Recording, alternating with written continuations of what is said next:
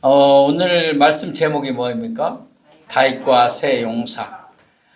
다윗에게 세 사람의 용사가 있었다는 겁니다. 이 세 사람의 용사는 우리가 상상을 초월하는 일들을 했습니다.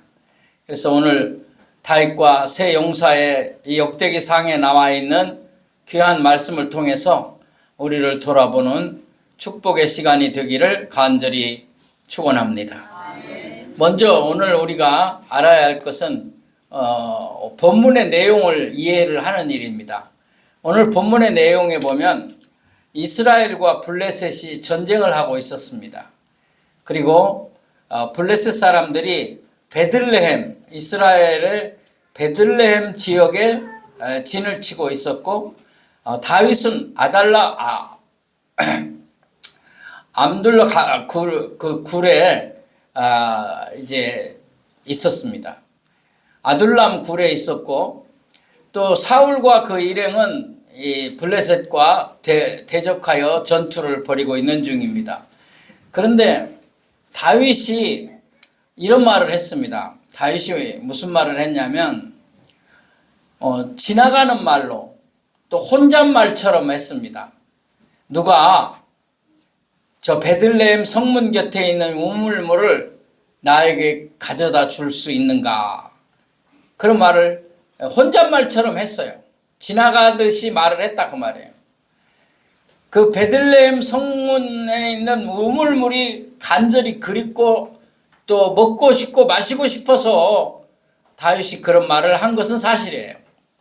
왜냐하면 다윗은 어디 출생이냐면 예루살렘에서 태어났어요. 죄송합니다. 베들레헴에서 태어났어요. 그래서 베들레헴에 있는 그 성문 곁 우물을 마시면서 자랐어요. 그러나 지금 아둘람 굴이라는 그 황야나 다름없는 광야 지역에서 굴 속에 있어요. 그러니까 어렸을 때 마시던 물이 생각이 난 거죠. 요즘 다 수돗물 먹지만 저 어렸을 때는 샘물 먹었어요. 그 시골에서, 더욱이 저는 시골 출신이니까 저는 아직도 그 시골 마을에 가면 그 샘물이 진짜 맛있는, 우리 동네 우물보다 더 맛있는 물이 나오는 옆 동네가 있어요. 그래서 여름에는 거기 가서 물을 길러온 적이 있어요. 근데 그 물이 진짜 맛있어요. 그래서 저도 어렸을 때 그 물을 마셨던 생각이 나서 그 우물물이 생각날 때가 있어요. 여러분, 지금 수돗물은 다 비슷하고 생수도 다 비슷해요. 그렇지만 우리가 마시던 샘물은 달라요. 그 베들레헴 성문 곁에서 자기가 먹고 자라날 때 마셨던 물이기 때문에 다윗이 더 간절해가지고 누가 베들레헴 성문 곁에 있는 물을 길어다 줄 거라고 혼잣말처럼 지나가는 말처럼 했어요. 그런데 세 명의 용사가 오늘 읽지 않은 곳에 보면 이 사람들 이름이 다 나와요. 근데 이 세 명의 용사가 다윗의 이 말을 듣고 자기들끼리 힘을 합쳐서 베들레헴 성문 곁으로 가요. 거기에는 누가 진치고 있었어요? 블레셋 군대가 진치고 있었어요. 그러면 세 명이 그 많은 블레셋 군대로 가서 물을 길러온다는 것은 목숨을 내놓는 거랑 같아요. 생명을 내놓는 것 같아요. 다윗이 말한 것처럼 자기들이 죽을 고비를 넘기고 사망을 넘어서 길어온 용사의 피라고 말했어요. 다윗이 그 용사의 피라고 할 정도로 죽음을 무릅쓰고 그 세 용사가 가서 물을 길어다 다윗에게 드렸어요. 그것이 오늘 본문인데, 다윗은 그 물을 받고 너무 감동이 돼가지고 내가 어찌 적진에 들어가서 생명을 걸고 길러온 이 물을 마실 수가 있느냐. 내가 용사들의 피를 마실 수가 없다. 그리고 하나님께 부어드렸어요.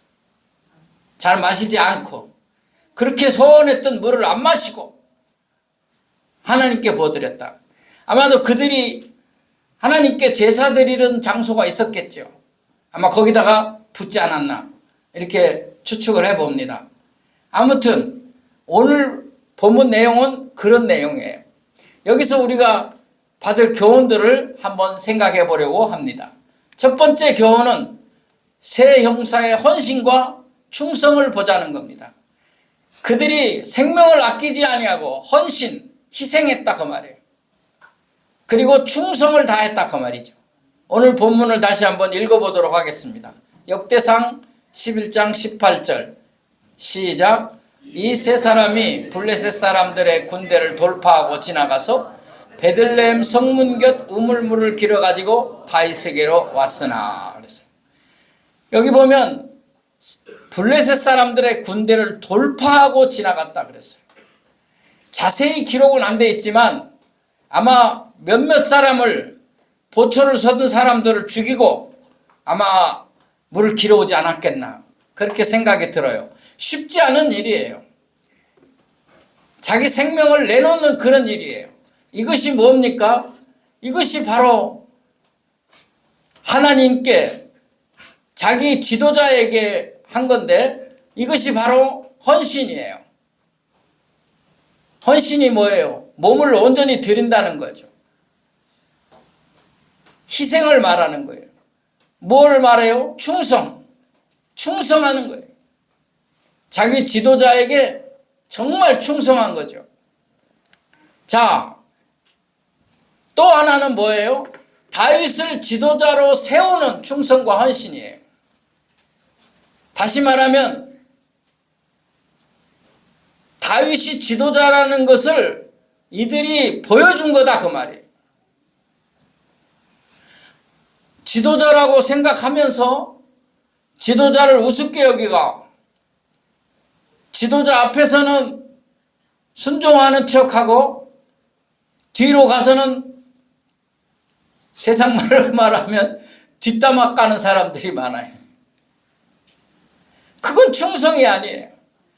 그건 희생이 아니에요. 헌신이 아니에요.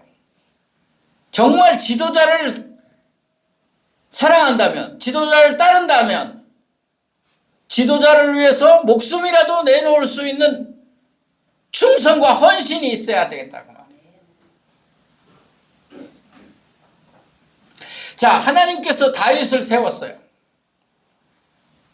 다윗을 왕으로 기름 부었어요. 그러나 왕이 안 됐어요. 왜? 하나님은 다윗을 왕으로 기름 부었지만 사울이 왕자리를 내놓지 않고 있기 때문에 왕이 아니에요. 근데 여기 제가 하고 싶은 말이 뭐냐면 지도자는 하나님이 정하셔요. 그리고 사람이 키운다는 거예요. 다윗이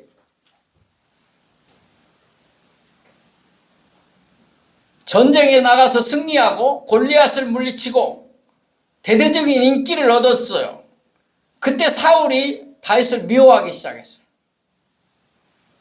그 다윗을 미워하는 정도가 아니라 다윗을 어떻게 해요? 죽이려고 했어요.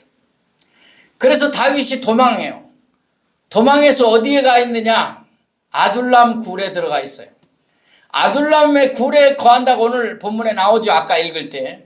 그 아둘람 굴에 가서 거하고 있는 거예요. 정말 슬프고 외로운 그런 지도자예요. 기름만 부었지 왕은커녕 목숨이 위태롭고 아무도 없는 광야나 같은 동굴에 가서 지내고 있는 거예요.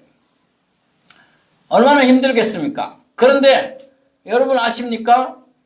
글로 사람들이 온 거예요. 다윗에게로 사람들이 왔어요. 다윗이 아둘람 동굴에 귀거하고 있다는 말을 듣고 다윗을 지도자로 섬기기 위해서 모여온 거예요. 그 가운데 용사들이 있었어요. 그 용사들 가운데 바로 이 세 용사가 이런 일을 했다는 거예요. 자, 무슨 얘기입니까?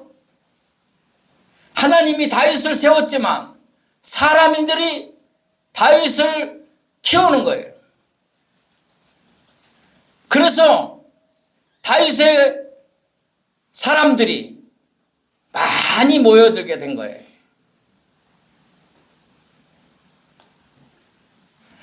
저는 이 말씀을 준비하면서 다윗이 참 부럽다. 야, 이런 용사들이 있다니.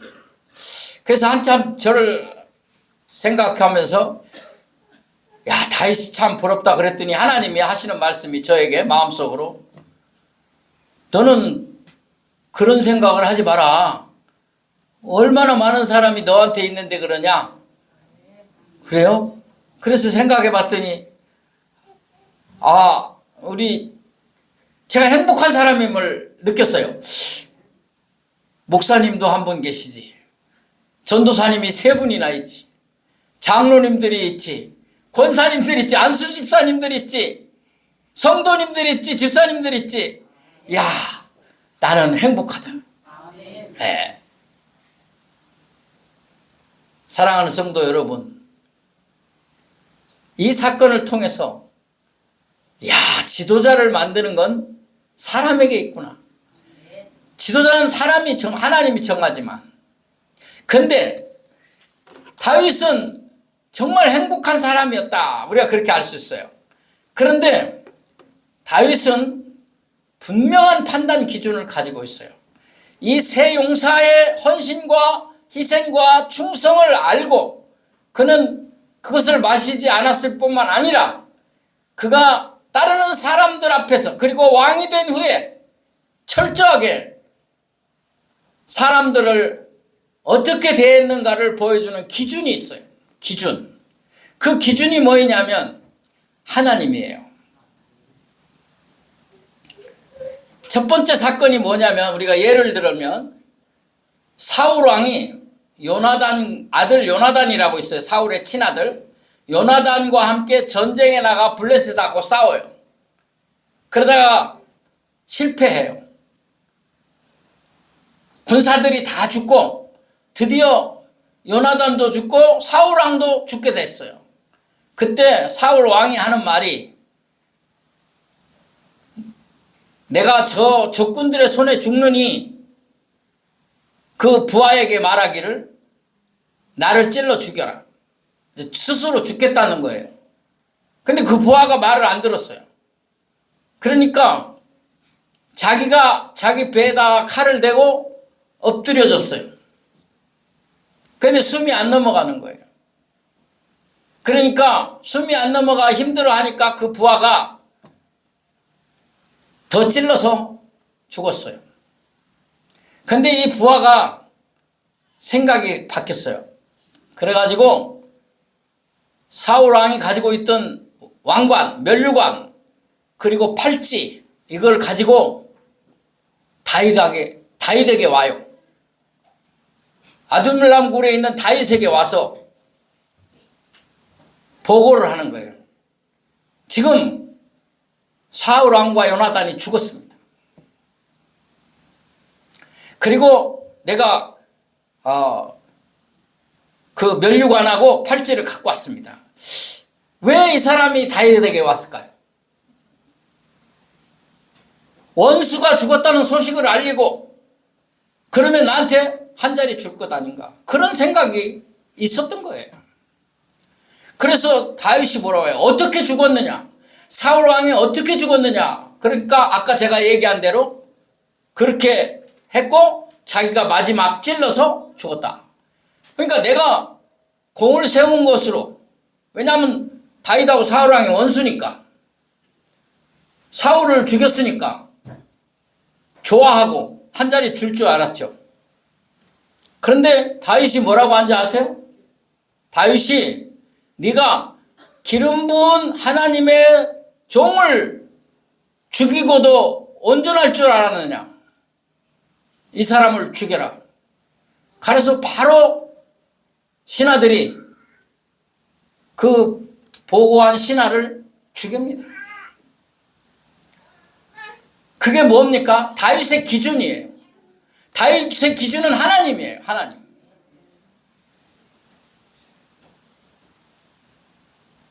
하나님이 기름 부은 종을 네가 죽였는데 그러고도 살 줄을 알고 왔느냐.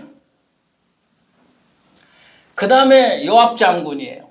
요압 장군은 누구이냐면 다윗을 도와서 다윗이 왕이 된 후에 충성을 다한 장군이에요. 그런데 다윗의 아들 압살롬이 다윗을 배반하고 왕권을 차지해요. 반란군과 함께. 그때에 요압이 군대를 거느리고 반란군을 진압하러 가요. 그러니까 배반한 아들의 군대를 진압하러 가요. 그때 다윗이 하는 말이, 요압 장군 가서 반란군을 진멸하되 내 아들은 살려주시오. 내 아들은 죽이지 말아주세요. 그렇게 부탁을 해요. 근데 요압이 지도자 주군의 말을 듣지 않고 압살롬을 죽입니다. 그때 다윗이 얼마나 슬퍼하는지 몰라요. 내 아들 압살롬아, 내 아들 압살롬아. 근데 그 후에 여러분이 알아야 할 것이 있는데, 다윗이 그 아들 솔로몬에게 왕위를 물려주고 죽을 때에 유언을 해요. 솔로몬아, 요압 장군은 살려주지 마라. 죽여라. 그는 배신할 수 있는 사람이다. 배신자다. 다윗을 위해서 충성을 했기 때문에 자기는 죽이지 않고 아들에게 죽이라고 말하는 거예요. 다윗의 기준이에요. 지도자를 배신한 사람, 하나님 기뻐하시지 않는다는 거죠. 그러나 또 어떤 것을 볼 수 있느냐면 요나단과 다윗의 약속을 보는 것이에요. 다윗은 사울의 그 고난과 고초를 죽이려고 하는 그 상황 속에서 다윗의 친구가 된 요나단, 사울왕의 아들 요나단이 많이 도와줘요. 그래서 요나단이 죽을 자리에 있는 다윗을 피하게 해줘. 도망가게 하고 정보를 알려주고, 그래서 다윗이 살아요. 요나단은 아버지가 자기 아버지지만 옳지 않다 생각해서 다윗을 살리려고 한 거죠. 그러나 요나단은 아버지와 함께 전쟁에 나가 싸우다가 죽어요. 그런데 다윗이 요나단 살아있을 때 약속한 게 있어요. 내가 너를 결코 잊지 않을 것이다. 내가 절대로 너를 버리지 않을 것이다. 그 약속이 있어요. 그 약속을 지키는 거예요. 그게 뭐냐면 무비보셋 사건이에요. 무비보셋이 누구이냐면 요나단의 아들이에요. 그러니까 사울의 손자예요. 사울 왕과 요나단이 죽었다는 소식을 듣고 유모가, 왕의 손자인 무비보셋을 돌보던 유모가 도망가다가 아이를 떨어뜨려서 다리를 다 절게 되는 장애인이 돼요. 절름발이 장애인. 그런데 다윗이 왕이 된 후에 찾는 거예요. 요나단의 아들이 있느냐, 자손이 있느냐 찾아봐라. 그러니까 무비보셋이라는 사람이 있습니다. 장애인으로 살고 있습니다. 어디 있느냐, 데려와라. 여러분, 구약시대 장애인은 왕궁에 들어갈 수 없어요. 성전에도 들어갈 수 없어요. 그런데 왕궁으로 데려오라고 그래요. 그리고 하는 말을 보십시오. 사무엘하 9장 7절입니다. 사무엘하 9장 7절 같이 읽겠습니다. 시작. 다윗이 그에게 이르되 무서워하지 말라. 내가 반드시 내 아버지 요나단으로 말미암아 내게 은총을 베풀리라. 내가 내 할아버지 사울의 모든 밭을 다 내게 도로 주겠고 또 너는 항상 내 상에서 떡을 먹을지니라 하니라. 아멘. 다윗이 이런 사람이에요. 약속을 지키는 거예요. 하나님 앞에서 한 약속을 지키는 거예요. 그러면서 처음에 불려와서 이 무비보셋이 무서워했어요. 두려워했어요. 왜 나를 부르는가? 우리 할아버지가 당신을 미워했고 죽이려고 했고 다 우리 아버지도 죽고 나니까 이제 나까지 죽이려고 하는가? 그런데 무서워하지 마라. 내가 다윗과 내가 요나단과 한 약속을 지킨다. 그리고 네 할아버지가 가지고 있던 땅을 다 너한테 도로 주마. 그리고 너는 왕의 식탁에서 같이 밥을 먹을 것이다. 그때 무비보셋이 뭐라고 말하는지 아세요? 너무 유명한 말을 했어요. 어찌하여 내게 이런 은혜를 베푸시니까 죽은 개와 같은 나를 이렇게 돌보아 주시는가. 하나님의 은혜를 그렇게 표현한 거예요. 자, 이제 제가 드릴 말씀은 다윗은 용사들이 있었지만 또 용사들이 자기에게 왔지만 분명한 기준을 가지고 일을 했다는 거죠. 이제 다윗이 행한 것을 보도록 하겠습니다. 다윗의 지도자적 자세, 그걸 보도록 하겠습니다. 다윗이 보여준 지도자의 자세, 지도자의 모습이 뭐냐 하는 거예요. 오늘 본문 11장 18절을 같이 읽도록 하겠습니다. 시작. 이 세 사람이 블레셋 사람들의 군대를 돌파하고 지나가서 베들레헴 성문 곁 우물물을 길어가지고 다윗에게 왔으나 다윗이 마시기를 기뻐하지 아니하고 그 물을 여호와께 부어드리고 이 물은 용사의 피라. 내가 어떻게 마시겠느냐 이렇게 말했어요. 여기서 우리는 지도자의 아름다운 모습을 보는 게 되는 거예요.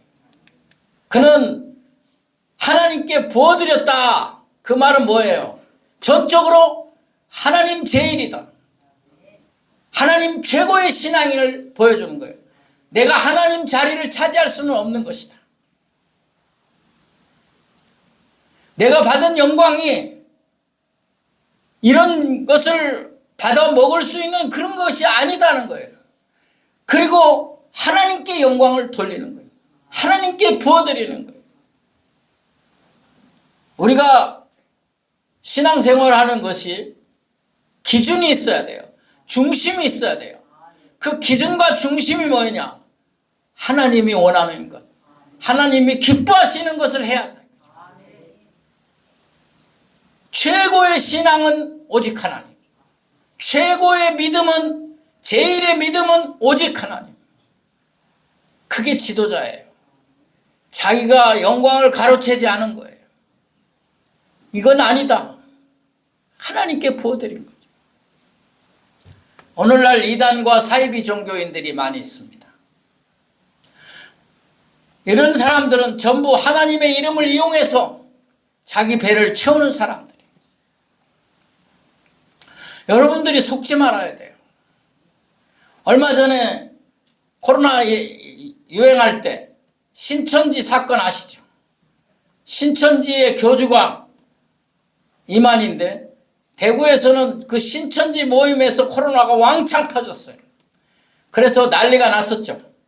근데 이만희가, 그 교주 이만희가 원래 평범한 교인이었어요.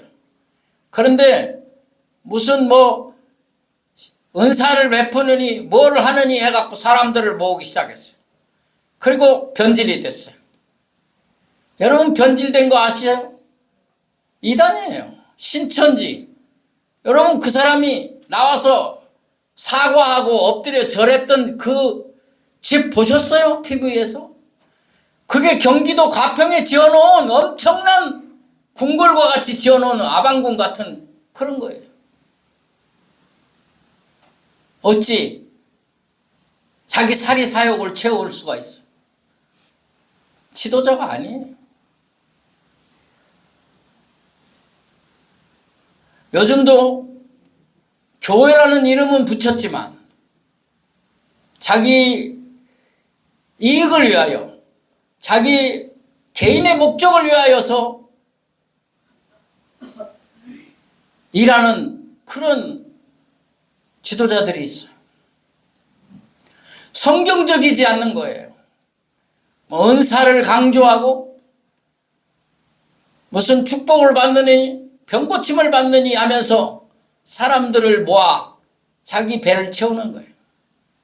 여러분 분명히 아셔야 돼요. 사도 바울은 이렇게 말했어요. 내가 사람을 기쁘게 하려, 하나님을 기쁘게 하려. 갈라디아서 1장 10절을 보겠습니다. 같이 읽겠습니다. 시작. 이제 내가 사람들에게 좋게 하랴. 하나님께 좋게 하라. 사람들에게 기쁨을 구하랴. 내가 지금까지 사람들의 기쁨을 구하였다면 그리스도의 종이 아니니라. 아멘. 사랑하는 여러분, 우리가 왜 예수를 믿습니까? 왜 교회를 다닙니까? 하나님이 나를 자녀 삼아주시고 구원해 주신 것 때문에 다니는 거예요. 내가 하나님의 자녀가 됐다. 그리스도의 종이 된 거예요. 그거 이상의 축복이 어디 있습니까? 물론 우리가 물질적으로 힘들면 하나님께 기도할 수 있어요. 또 아프면 하나님께 기도할 수 있어요. 근데 그거는 전부가 아니에요. 그거는 덤으로 오는 거예요. 지금 있는 것을 족한 줄로 알라고 하나님 말씀하셨어요. 감사하라 그랬어요. 만약에 그것이 예수 믿는 근본이라면 복음 전하다가 순교한 제자들과 또 많은 신앙의 선배들은 뭐예요? 예수님은 또 뭐예요? 33세에 죽었는데 가장 불쌍한 거죠. 내가 질병이 온다. 하나님께 기도해요. 그러나 하나님 안 고쳐줄 수도 있어요. 그러나 나는 구원받은 것으로 인하여 감사하리라. 예수 믿는 게 뭐예요? 아버지의 뜻을 구하는 거예요. 행복이 뭐예요? 많은 재물을 가진 게 행복이에요? 지금 가진 것을 기뻐하고 감사하는 게 행복이에요. 하나님이 갖지 말라는 게 아니에요. 죽으라는 게 아니에요. 신앙의 올바른 기준을 가지라는 거죠. 오늘 말씀을 적용하고 마치겠습니다. 정말 진실로 여러분에게 제가 간절한 마음으로 전하고 싶은 내용입니다. 다윗은 예수님의 모형입니다. 예수님의 모형. 예수님의 출생지가 어디입니까? 베들레헴이에요. 다윗의 출생지가 어디입니까? 베들레헴이에요. 예수님이 누구의 후손으로 왔습니까? 다윗의 후손으로 왔어요. 모형이에요, 모형. 무슨 말이냐? 새 용사의 모습을 보고 우리는 하나님께, 주님께 충성하고 헌신하자 그 말이에요. 저에게 하라는 게 아니에요. 저한테는 이렇게까지 안 하셔도 행복해요. 저는 배신만 때리지 마세요.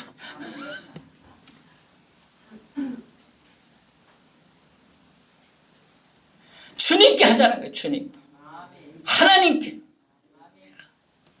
새 용사같이. 그 다음에 다윗은 또 어떻게 했어요? 하나님께 부어드렸어요.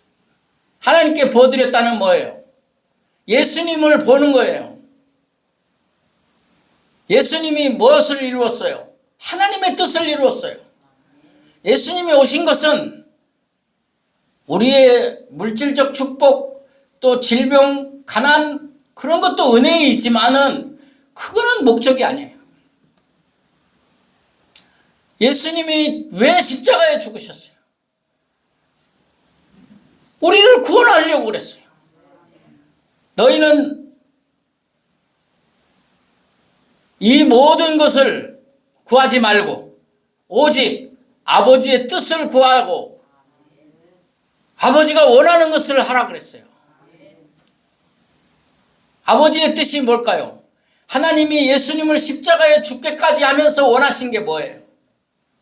너희들 잘 사는 거? 너희들 병 고치는 거? 그게 아니에요. 구원받는 거예요.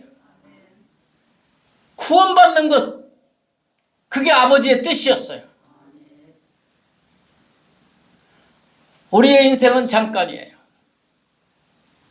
금방 가요. 많은 재물을 가졌던 사람이나 뭐 그냥 먹고 살기에 그 불편 없었던 사람이나 다 죽어요. 질병에 죽을 수도 있고 건강하게 살다가 죽을 수도 있고, 아니 예수 잘 믿는데 교통사고 나서 죽을 수도 있어요. 그러면 뭐예요? 아버지 뜻이 없는 거예요? 우리는 하나님 나라 영원한 소망을 가지고 사는 사람들이에요. 우리의 참 기쁨과 소망은 아버지의 뜻을 구하는 거예요. 그 나라와 그의 뜻을 구하는 거예요. 그 나라는 뭐예요? 하나님의 나라가 이 땅에 오는 것이고, 많은 사람들이 예수 믿고 구원받는 것이고, 내 자녀 손들이 구원받는 것이에요. 충성된 신앙인은 사욕을 버리는, 오직 주의 뜻을 행하는 거예요. 기도합시다. 하나님 아버지, 새 용사가 목숨을 걸고 지도자를 위하여 물을 떠왔으나 지도자는 그 물을 마시지 않고 하나님께 부어드렸습니다. 우리가 하나님께 새 용사와 같은 충성과 헌신을 감당하며 아버지의 뜻을 행하는 지도자가 되게 하여 주옵소서. 내 욕심을 위하여가 아니라 아버지의 나라와 아버지의 뜻이 이 땅에 이루어지는 일을 위하여 주님이 십자가에서 죽으신 것처럼 그 은혜를 감사하여 살게 하여 주옵소서. 모든 것이 주의 은혜로다, 모든 것이 감사합니다라고 말로만 고백할 것이 아니라 그렇게 살아가는 저희들이 되게 하여 주옵소서. 예수님의 이름으로 기도하옵나이다. 아멘.